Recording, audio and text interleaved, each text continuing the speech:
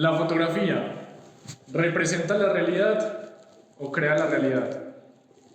Mi nombre es Juan Esteban Becerra y llevo 5 años haciéndome esa pregunta. Soy fotógrafo desde pequeño y todos los días me cuestiono eso. ¿La fotografía representa o crea? He investigado e indagado a diferentes autores, en especial a una autora que más adelante hablaré, Susan Sontag. Empecemos hablando de las raíces etimológicas de estas dos palabras, crear y representar. Empecemos por crear. Crear viene del latín creare, que a la vez deriva del griego poiema. La filosofía griega dice que la poiesis es producir o crear algo. ¿Qué es ese algo? Allí empezamos entonces a jugar y a indagar un poco con esta palabra. Y es que se parece mucho a una palabra que conocemos cotidianamente: los poetas y la poesía. ¿Qué hace un poeta y qué hace la poesía? La poesía y los poemas representan la realidad o crean. Para mí crean, porque al fin y al cabo un poeta está interpretando un contexto, unas imágenes, unas escenas. La está representando en su cabeza y lo plasma en la escritura de una manera que las personas piensen que es así. La siguiente palabra, representar, la realidad, representar. Esta raíz viene del latín, representare. A su vez, deriva de la palabra griega mímesis. La mímesis es una palabra también que podemos relacionar con algo de la cotidianidad. ¿Qué tal los mimos? Los mimos, los que nos encontramos cotidianamente en la calle. Sí, ellos. Ellos representan la realidad a su manera también, pero siendo lo más fiel posibles a las personas que están imitando. Una imitación de imitaciones. Ahora sigamos, después de conocer las raíces etimológicas de estas palabras. La idea principal de esto es mostrar que hay una subjetividad dentro de cada uno, y esa subjetividad influye mucho en la fotografía.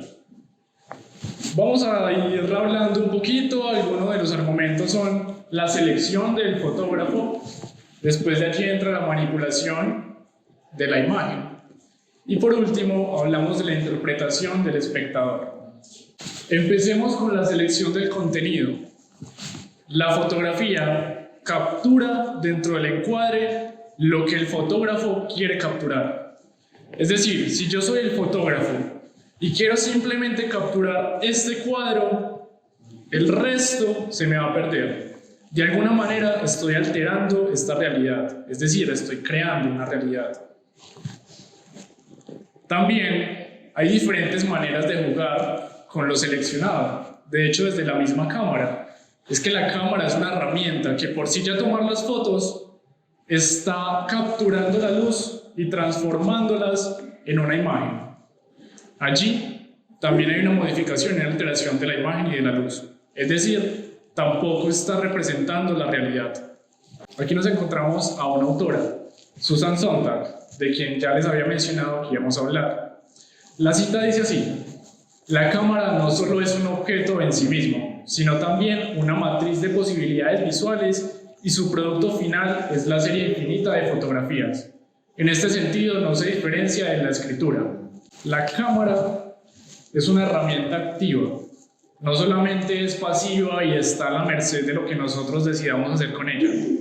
Ella también actúa, ella también tiene una personalidad. El fotógrafo lo que hace es simplemente seleccionar qué parte de la realidad capturar, pero la cámara hace todo ese procesamiento y ese juego para llegar a una imagen. Aquí nos podemos encontrar una subjetividad del autor. El autor tiene su mundo, tiene su contexto, tiene sus creencias, y esto afecta en lo que quiere capturar. Si no quiere capturar algo acerca de la religión, simplemente no lo va a hacer y estará negando una realidad. Estará alterando y de alguna manera estará creando una realidad. Vamos con el siguiente punto: la manipulación y edición de imágenes. Hoy en día, gracias a la tecnología digital, tenemos miles de opciones para modificar nuestras imágenes, editar, revelar, hacer colorización. Incluso con las inteligencias artificiales podemos hacer modificaciones de las imágenes.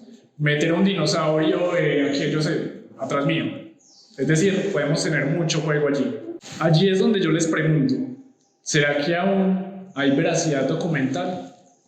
¿Será que en el documental más crudo aún la fotografía no está creando una realidad? Aquí entramos a dialogar con Susan Sontag de nuevo y nos dice: la manipulación de la realidad es tan antigua como la propia fotografía. No hay una realidad que la cámara no pueda alterar. La manipulación es tan vieja como la fotografía. Desde sus inicios ya tenemos un objeto, una cámara, una caja de luz que lo que hace es capturar, hacer un procesamiento. Pero también entra la subjetividad y la creatividad del autor y del fotógrafo. Allí lo que hace es que cuando tiene la placa de la fotografía, empieza simplemente a pintar encima de ella. De alguna manera está editando, retocando y manipulando la imagen, creando una realidad. Ahora vamos con el siguiente punto: la interpretación de cada espectador.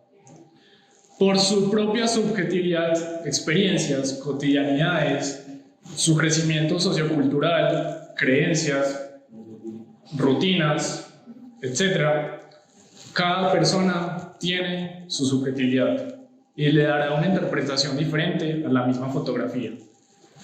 De esta manera, podemos tratar de jugar con que en verdad se crea la realidad. Para mencionar algo, una fotografía solamente se acaba y se finaliza cuando el espectador la lee y la interpreta. Hay varios elementos en el proceso de crear una fotografía. Pensarla, obviamente, pero también está lo que selecciona el fotógrafo, como ya lo mencionamos. Está la herramienta de la cámara que procesa la luz. Está el modelo o objeto a fotografiar o simplemente el paisaje que se quiera fotografiar. Y por último tenemos a la interpretación del observador. Allí es donde finaliza en verdad una fotografía y se termina de crear. Entonces, ¿cómo no creer que la fotografía se crea si pasa durante estos 4 procesos? ¿Acaso alguno no querrá manipularla? Aquí entramos a dialogar de nuevo con Sontag, y es que nos dice: la interpretación de una fotografía depende de la sensibilidad individual y la experiencia personal y colectiva de cada observador, creando así múltiples realidades. Aquí les presento un ejemplo. Esta fotografía de Kevin Carter ganó un premio Pulitzer a mejor fotografía de ese año. Se llama La buitre y el niño. Aquí podemos observar a un buitre en la fotografía y a un niño que está aparentemente muriendo de hambre. Esta historia es muy curiosa. En verdad, la realidad, según lo cuenta Kevin Carter, es muy diferente. Él cuenta que se bajó del avión, tenían como 30 minutos, hizo las fotografías, hizo muchas fotografías y solamente salió esta. Aquí, en verdad, lo que estaba haciendo este niño estaba haciendo sus necesidades fisiológicas. Y el buitre, cuenta él, se fue unos 10 minutos después. Es decir, el niño no murió de hambre en ningún momento y el buitre jamás se la comió. El buitre, de hecho, estaba súper lejos. Sin embargo, aquí empezamos a discutir y a preguntarnos y a cuestionarnos lo que es la fotografía y qué puede impactar en el fotógrafo y en las personas que lo ven. El observador hizo su interpretación y miles de espectadores lo que hicieron fue cuestionar a Kevin Carter por una simple fotografía.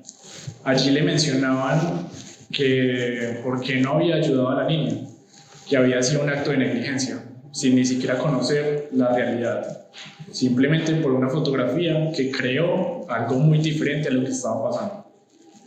Kevin Carter se suicidó el año siguiente al recibir todas estas críticas. Allí es donde empezamos a decir una frase de Ansel Adams, que la fotografía se construye entre 2 personas y, como digo yo, entre 4 pasos: fotógrafo, cámara, modelo objeto y por último el espectador.